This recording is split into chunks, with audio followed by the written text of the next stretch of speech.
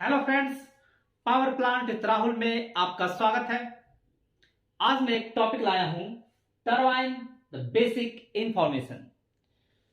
क्योंकि बहुत सारे फ्रेंड्स का कमेंट आया, मेल आया कि सर टरबाइन का बेसिक इंफॉर्मेशन पे एक वीडियो बनाइए, जिसमें कि टरबाइन कितने स्टेज का होता है, कितने टाइप के टरबाइंस होते हैं, और टरबाइन में जो बेरिंग जो है टोटल 7 नंबर ऑफ बेरिंग्स है, तो बेरिंग में क्या क्या कंपोनेंट्स लगा रहता है, टरबाइन में डबल केसिंग क्यों दिया जाता है, टरबाइन में किस टाइप का ब्लेड्स होता है, टरबाइन में जो आपका गवर्निंग जो होता है वो आपका थ्रॉटलिंग गवर्निंग होता है कि नोजल गवर्निंग होता है। तो जो भी टरबाइन का बेसिक इंफॉर्मेशन है उस पर एक वीडियो बनाई। तो मैं आज उसी टॉपिक पे वीडियो बना रहा हूं, टरबाइन द बेसिक इंफॉर्मेशन। तो आइए इस वीडियो को हम स्टार्ट करते हैं। देखिए टरबाइन क्या है। Turbine is a tandem compound machine with separate HP, IP and LP sections होता है। टेंडम कंपाउंड क्यों इसको हम लोग बोलते हैं? क्योंकि आपका एक ही शाफ्ट पे आपका HP turbine, IP turbine, LP turbine, आपका जनरेटर, एक्साइटर एक ही शाफ्ट पे माउंटेड रहता है। तो इस प्रकार के अरेंजमेंट को हम लोग टेंडम कंपाउंड कहते हैं। ठीक है, आपका बीच बीच में क्या रहता है, कपलिंग रहता है, रिजिड कपलिंग, और आपका एक ही शाफ्ट रहता है। आपका जो HP turbine, IP turbine and LP turbine, देखिए HP टरबाइन जो होता है आपका 17th स्टेज का होता है। ठीक है, ये आपका 12x2 मीन्स 24 स्टेज का होता है टोटल, मतलब एक साइड 12 एक साइड 12, और ये आपका 6x2 6 स्टेज का होता है। ये आपका 17 स्टेज का, ये 12 स्टेज का, और ये 6 स्टेज का रहता है। 6x2 आप बोल सकते हैं। यहां पे क्या होता है आपका, ये सिंगल फ्लो टरबाइन है, ये आपका डबल फ्लो है, और ये LP भी आपका डबल फ्लो टरबाइन है, डबल फ्लो है। सिंगल फ्लो मतलब क्या समझते हैं कि आपका जो MS का लाइन आपके दोनों साइड से आता है। ठीक है, यहीं पे आपका स्टॉप वाल्व, दोनों साइड में आपका एक HP स्टॉप वाल्व होता है और HP कंट्रोल वाल्व होता है, और इस साइड भी आपका HP control valve and HP stop valve होता है। दोनों साइड में एक एक आपका स्टॉप वाल्व या कंट्रोल वाल्व रहता है। सबसे पहले आपका स्टीम जो होता है स्टॉप वाल्व को क्रॉस करता है, उसके बाद आपका कंट्रोल वाल्व में जाता है दोनों साइड से। और इसमें क्या होता है कि आपका जो इसका एग्जॉस्ट जो होता है वो आपका CRH लाइन कहलाता है इसको, और CRH लाइन में एक NRV लगा रहता है जिसको हम लोग CRH NRV कहते हैं। इस NRV का मेन काम है कि steam back flow to the turbine ना हो जाए। ठीक है, जब आपका LP HP बाईपास आप चार्ज करते हैं तो स्टीम जो है वह back flow to the turbine ना आ जाए, उसको प्रिवेंट करने के लिए एक आपका CRH NRV, जो ऑयल ऑपरेटेड NRV हम लोग बोलते हैं उसको, यहां पे लगा रहता है CRH लाइन।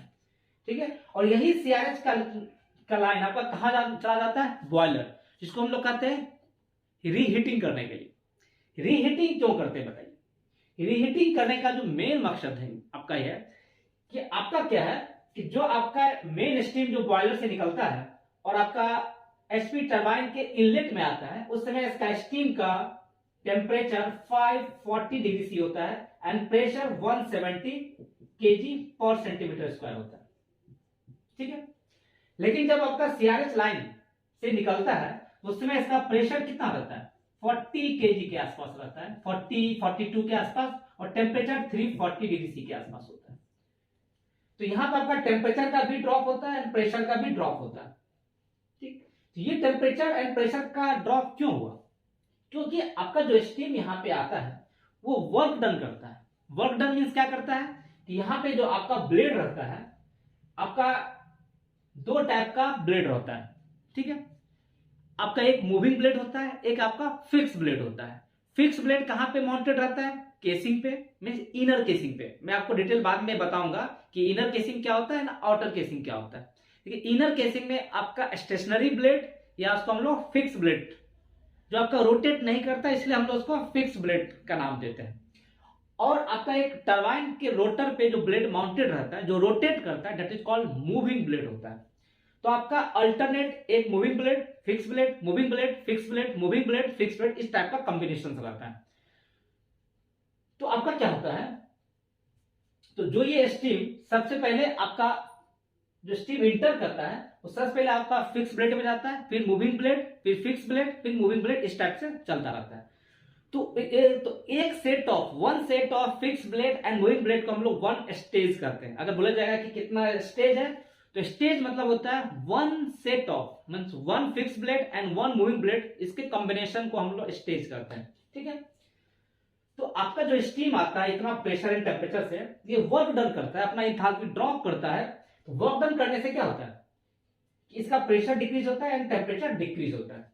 तो जो सीआरएस लाइन का जो प्रेशर है वो 40 केजी के आसपास, 42 के आसपास रहता है, और टेम्परेचर 340 से 345 डिग्री सी के आसपास रहता है। तो इस स्टीम का क्या होता है कि इंथैल्पी हमको फिर से इंक्रीज करना होता है। ठीक है, अगर हम इसी स्टीम को डायरेक्ट हम लोग यहां पे एंटर कर देंगे तो स्मॉल मेगावाट पावर प्लांट में तो होता ही है, लेकिन जैसे आपका 500 मेगावाट का है मीन्स 200 से ऊपर, तो आपको इसको हम लोग रीहीटिंग करते हैं बॉयलर में। रीहीटिंग करने से फायदा क्या मिलता है कि आपका एक तो प्रेशर जनरली आपका वही रहता है, जनरली थोड़ा सा ड्रॉप ही करता है। आपका सीआरएच का प्रेशर एचआरएच के प्रेशर से ज्यादा रहता है, क्योंकि आपका फ्रिक्शनल लॉस होता है, थोड़ा सा बेंडिंग लॉस होता है। तो जनरली अगर आपका इसका प्रेशर 42 43 केजी है, तो एचआरएच का प्रेशर, एचआरएच मतलब होता है हॉट रीहीट, मींस बॉयलर में जाने से पहले उस जो ट्यूब का नाम है कोल्ड रीहीट, एक बार हीटिंग हो जाता है तो उसका नाम हो जाता है हॉट रीहीट। तो हॉट रीहीट का प्रेशर जनरली आपका क्या होता है, थोड़ा सा 1 से 2 केजी प्रेशर कम रहता है, और टेम्परेचर लेकिन इंक्रीज होता है। टेम्परेचर अप्रोक्सीमेट आपका जो एचआरएच का जो टेम्परेचर होता है वो 540 डिग्री सी के आसपास होता है, 530 से 540 डिग्री सी के आसपास होता है। तो प्रेशर अप्रोक्सीमेट सेम रहता है या थोड़ा बहुत डिक्रीज ही करता है, लेकिन टेम्परेचर आपका इंक्रीज करता है। उससे क्या होता है कि आपका उसका स्टीम का इंथैल्पी आप इंक्रीज करते हैं, आप उसका इंथैल्पी इंक्रीज करते हैं। और सेकेंड क्या होता है कि आपका आप रैंकाइन साइकिल में अगर पढ़े होंगे तो यहां से क्या होता है, मान लिया कि यहां से स्टीम ड्रॉप किया, ड्रॉप करने के बाद क्या होता है हम लोग फिर से रीहीट करते हैं, फिर यहां पे एक्सपेंड करता है। तो अगर हम डायरेक्ट यहीं से अगर हम एक्सपेंशन करवाते तो क्या होता है, एक ड्राइनेस फ्रैक्शन आप एक टर्म पढ़े होंगे। जो ड्राइनेस फ्रैक्शन क्या होता है कि अमाउंट ऑफ द उसमें मॉइस्चर कितना है। अगर आपका ड्राइनेस फ्रैक्शन 88% है, मींस क्या होता है कि आपका 12% उसमें मॉइस्चर है और 88% ही आपका उसमें वेपर है। क्योंकि ये रीजन जो होता है, ये region this is the mixture of water and vapour. तो आपका ड्राइनेस फ्रैक्शन को भी इंक्रीज हम कर देते हैं। अगर हम लोग इसको रीहीट नहीं करते तो ड्राइनेस फ्रैक्शन आपका ये रहता है, लेकिन हम इसको क्या किए, रीहीट किए। रीहीट करने से फिर अगर हम एक्सपेंड करेंगे तो देखिए ड्राइनेस फ्रैक्शन आपका इंक्रीज हो गया है। तो एक तो आपका इंथैल्पी इंक्रीज होता है रीहीट करने से, सेकंड आपका क्या होता है कि ड्राइनेस फ्रैक्शन आपका इंक्रीज हो जाता है, मींस आपका क्या होता है कि ब्लेड को डैमेज होने से बचाता है। ठीक है, तो इसलिए हम लोग रीहीट कर देखो, this is the basic information regarding why we reheat the steam. ठीक है, तो फिर आपका 540 डिग्री सी का स्टीम इंटर कहां पे करता है, आईपी टरबाइन में, यहां पे इंटर करता है दोनों साइड से। और यहां भी आपका दोनों साइड में एक आईपी स्टॉप वाल्व होता है, एक आईपी कंट्रोल वाल्व होता है। दोनों साइड में IP stop valve and IP control valve. और इसके दोनों साइड से, क्योंकि ये डबल फ्लो, ये आपका सिंगल फ्लो है, बट ये आपका क्या है, डबल फ्लो है, डबल फ्लो है। यहां भी आपका moving blade fix blade, moving blade fix blade का कंसेप्ट है। यहां से दोनों साइड से आपका स्टीम निकलता है। और यहां पे देखिए, यहां आपका जो स्टीम का प्रेशर देखिए, थोड़ा बहुत आपको डाटा भी याद रखना चाहिए। यहां पे आपका प्रेशर जनरली आपका 40 केजी प्रेशर पे आता है स्टीम, और टेम्परेचर आपका 540 के आसपास रहता है। और यहां से जो एग्जॉस्ट निकलता है, ये एग्जॉस्ट का जो प्रेशर होता है जनरली आपका 6 केजी प्रेशर आता है, 6 केजी प्रेशर रहता है। और यहां से क्या होता है, क्रॉस अराउंड पाइप होता है, क्रॉस अराउंड पाइप के थ्रू आपका एलपी टरबाइन में जाता है। और यहां पे कोई कंट्रोल वाल्व स्टॉप वाल्व का फंडा नहीं है। मींस आपका LP turbine, low pressure turbine में कोई भी स्टॉप वाल्व, कंट्रोल वाल्व का कंसेप्ट नहीं है। ये डायरेक्ट क्रॉस अराउंड पाइप से, दोनों साइड से क्रॉस अराउंड पाइप से आपका यहां पे आता है, और यहां से क्या होता है, दोनों साइड से आपका mixture of water and steam आपको यहां से कंडेंसर में चला जाता है फॉर द कूलिंग के लिए। तो जनरली आपका इसी फंडा पे ये कनेक्शन पॉइंट मींस क्या होता है कि एक्सट्रैक्शन स्टीम हम लोग सारे जगह यूज करते हैं, आपका डीरेटर में, आपका एलपी हीटर, एचपी हीटर, टीडीबीएफपी, सारा जगह हम लोग स्टीम का एक्सट्रैक्शन करते हैं फ्रॉम द टरबाइन से। Different stage of the turbine से हम लोग स्टीम निकालते हैं। तो इसका हम थोड़ा डाटा देखते हैं। एक्सट्रैक्शन 6 जो ये HP heater 6A and 6B के लिए यूज होता है इसमें स्टीम, यानी इसका जो प्रेशर होता है वो 44 से 45 kg पर सेंटीमीटर स्क्वायर होता है। टेम्परेचर 350 डिग्री सी होता है। और जनरली हम इसको कहां से स्टीम लेते हैं, सीआरएस लाइन से लेते हैं। सीआरएस से टैपिंग लेते हैं, वहीं से आपका HP heater 6A and 6B में भी जाता है, और यहीं से आपका टीडीबीएफपी के रोलिंग करने के लिए भी जाता है यहीं से स्टीम, और यहीं से main steam turbine gland ceiling के लिए भी आपका जाता है। ठीक है, इंस्ट्रक्शन 5 देखते हैं। 5 क्या है, HP heater 5A and 5B के लिए यूज होता है।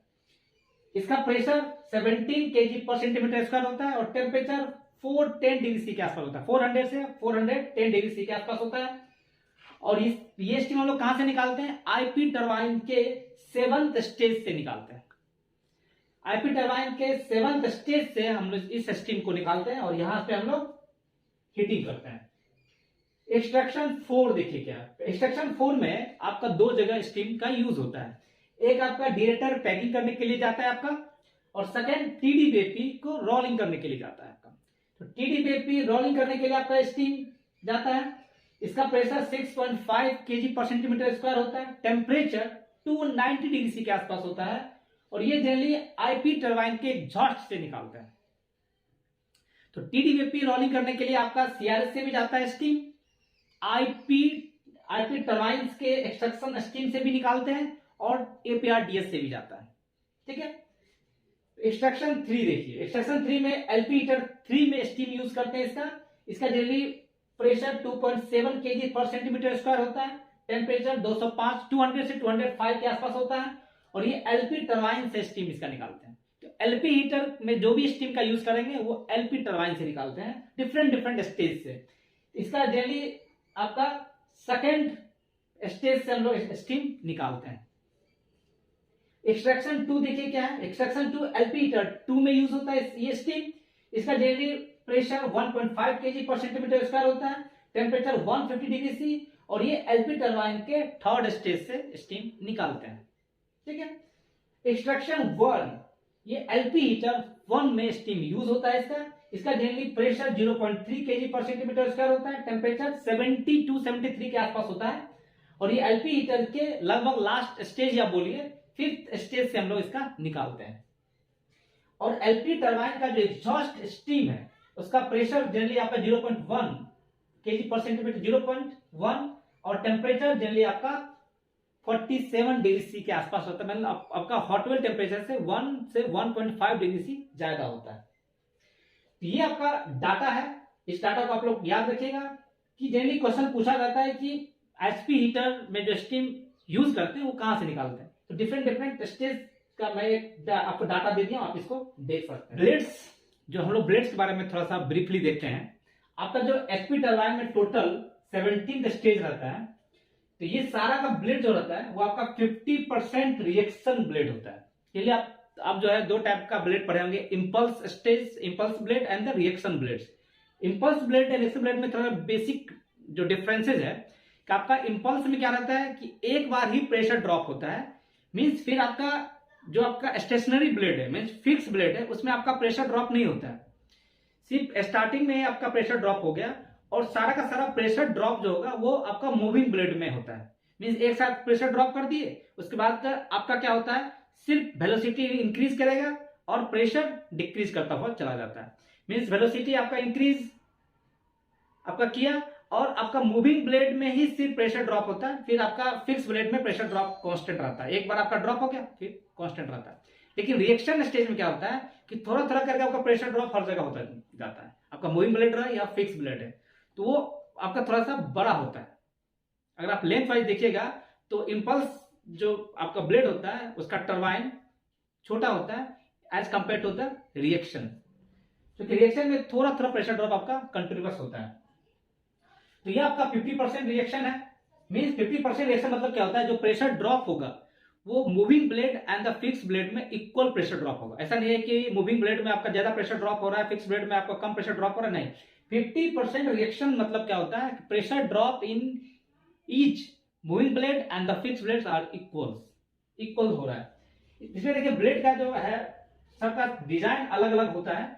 देखो 1 से 8 स्टेज तक आपका 3DS ब्लेड है, 9 से 13 तक आपका TX ब्लेड यूज करते हैं और 14 से 17 तक F ब्लेड हम लोग यूज करते हैं।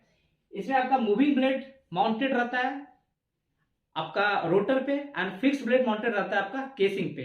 दोनों के करस्पॉन्डिंग ग्रूव रहता है, उसी ग्रूव पे आपका जो टी टाइप आपका थ्रेडेड रहता है उसमें आपका ग्रूव रहता है, ग्रूव में ऐसे आपका इंसर्ट हो जाता है और उसके बॉटम पे हम लोग कॉक्ड कर देते हैं, कॉक्ड पीस लगा के उसको एकदम फिक्स कर देते हैं। टरबाइन आपका 2x12 स्टेज का रहता है और ये भी सारा का सारा ब्लेड जो होता है 50% रिएक्शन टाइप रहता है, ठीक है। और इसमें क्या होता है, alternate moving blade fix blade आपका जो करस्पॉन्डिंग ग्रूव में इंसर्टेड रहता है।